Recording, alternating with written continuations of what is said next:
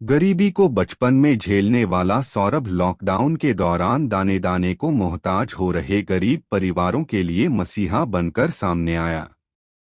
उसने अपने कुछ साथियों की मदद से शहर में सबसे कमजोर आर्थिक स्थिति वाले वैसे परिवार जिनके घरों में कुछ दिनों से चूल्हे नहीं जले थे, उन्हें राशन के पैकेट देकर मदद पहुंचाने का निर्णय लिया। सेवा भाव के साथ गरीब परिवारों के बीच खाद्यान्न का वितरण करने के बाद सौरभ और उसके साथी अत्यंत खुश थे। तभी सौरभ के फोन पर एक कॉल आई। हाँ, कहिए। साहब जी, आप गरीब बस्ती में राशन दान कर रहे हैं। मुझे भी राशन की सख्त जरूरत है। साहब, अगर एक राशन का पैकेट दे दें तो आपकी बड़ी मेहरबानी होगी। तुम्हें कल दे देंगे, आज तो राशन के सभी पैकेट बच चुके हैं, सौरभ ने जवाब दिया। साहब, मेहरबानी करके थोड़ा सा आटा चावल दीजिए। घर में छोटे बच्चे हैं, पत्नी है। साहब, दया कीजिए। घर में मौजूद थोड़े से अनाज और पैसों से 11 दिनों तक किसी तरह काम चल गया, लेकिन अब संकट शुरू हो गया। कुछ नहीं, बस थोड़े चावल ही मिल जाते। बच्चों के लिए कहते कहते वो फफक कर रो पड़ा। उसकी बातें सुनते ही सौरभ बोला, ठीक है, तुम्हारे वास्ते भी करते हैं, कुछ इंतजाम, आ जाओ। अरे, अब किसको बुलाया? सौरभ के दोस्त ने पूछा। एक भाई को राशन की बहुत जरूरत है। पर यार सौरभ, राशन का पैकेट तो नहीं है अपने पास, क्या दोगे? कल ही बुलाते। नहीं मेरे दोस्त, तुम सब यही रुको, मैं अभी आता हूँ। इतना कहकर वह बाइक स्टार्ट कर अपने घर की तरफ चला गया। थोड़ी देर के बाद सौरभ राशन लेकर लौटा और अपने साथियों से पूछने लगा, आया क्या वो आदमी? नहीं, अभी तक नहीं आया। एक बार फोन लगाकर पूछ लेते हैं। हेलो, हाँ दीपू भाई, आए नहीं अभी तक? जी साहब, बस पहुंच ही रहा हूं। अरे यार, इतनी तेज धूप में गर्मी के मारे बुरा हाल हो रहा है, और कितना टाइम लगेगा उसे आने में? एक दोस्त ने चेहरे से पसीना पोंछते हुए कहा। ओए, हम दान करने निकले हैं, कोई मौजमस्ती करने नहीं। दूसरा साथी बोला। साहब, आवाज की तरफ सबकी नजर गई।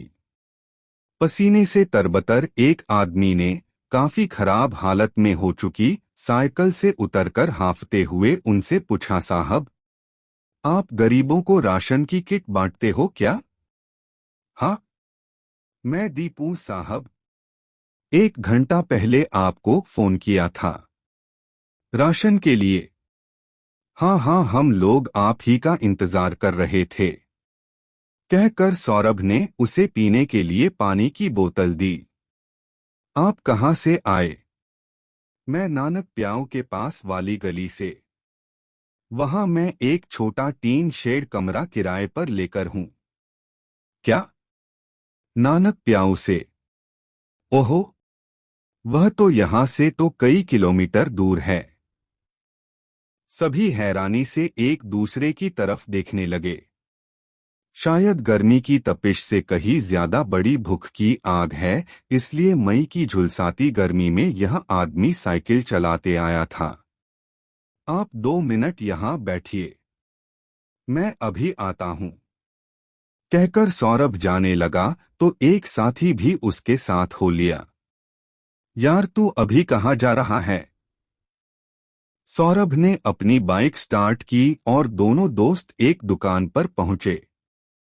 वहां से नमकीन, बिस्किट, दूध, ब्रेड, चीनी, चाय पत्ती, चना, तेल एक बॉक्स में पैक करवाए और वापस दीपू के पास पहुंचे। पहले की किट का सामान भी बक्से में भर दिया, फिर सामान के बॉक्स को साइकिल के पीछे अच्छे से रखकर बांध दिया। फिर जेब से पर्स निकालकर कुछ रुपए भी दिए। आप राशन और ये कुछ रुपए रख लीजिए। काम आएंगे। मदद पाकर वो आदमी उनके पैरों पे झुक गया। नहीं नहीं डॉट प्लीज। सौरभ ने उस आदमी को उठाकर खड़ा किया। साहब सचमुच आप गरीबों के मसीहा हैं। साहब नहीं, अपना ही भाई समझो। हम सबको भोजन देने वाला तो भगवान है। भैया भले ही मैं ज्यादा पढ़ा लिखा नहीं हूं, परंतु आज तक मैं अपनी मेहनत मजदूरी करके अपने परिवार का पेट भरता आया हूं। आज तक मैंने कभी किसी के सामने हाथ नहीं फैलाए। पर इस लॉकडाउन में काम छूट गया और बहुत बुरा हाल हो गया। गांव से शहर की तरफ आए थे यह सोचकर कि कुछ कमाएंगे। कहते कहते उसकी आंखें भर आई और मदद के लिए दिल से धन्यवाद देने लगा।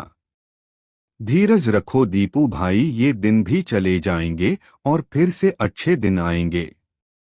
चलता हूँ भैया कहकर उसने हाथ जोड़े और भरी आंखों से साइकिल पर बैठकर चला गया। अगर आपको स्टोरी पसंद आई हो तो अपने फ्रेंड्स को शेयर कीजिए और कमेंट में बताएं कि आपको कैसी लगी यह स्टोरी।